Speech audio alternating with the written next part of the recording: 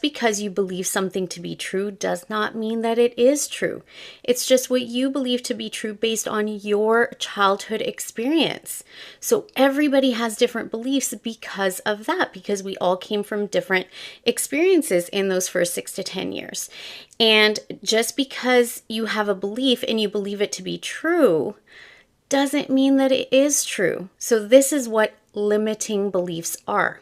They're beliefs that aren't true, beliefs that don't serve you, beliefs that are negative, right? And so this is what we want to work on clearing. And so this is actually the biggest thing that I work on with the majority of my clients, no matter what you come to me with.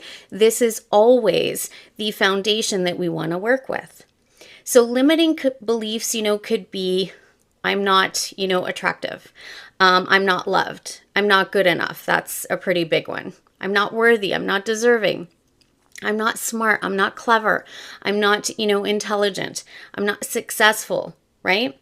So these are just examples of limiting beliefs.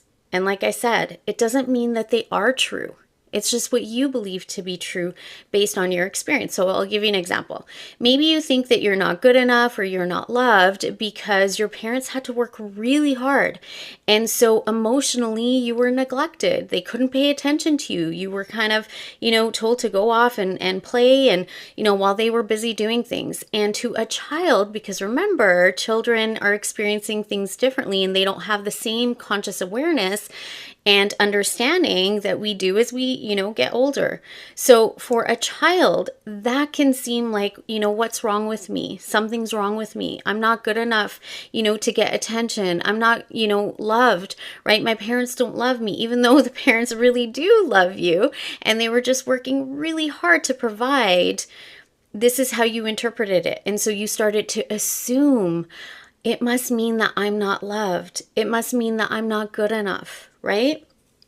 If, your first crush didn't like you back, you could feel like, maybe you're not attractive or, again, maybe you're not good enough or something's wrong with you or you're not, lovable, those kinds of things. So these are just examples. If you grew up really poor, you might think like, I don't deserve money or money, isn't part of my life. Like, I always struggle with money. You create these stories based on these assumptions from when you were in those first 6 to 10 years. And this is what creates limiting beliefs. So we need to counter this. And the best way to counter limiting beliefs is by saying the opposite story. Now, there's a few ways of doing it, and I'm actually going to do a separate video on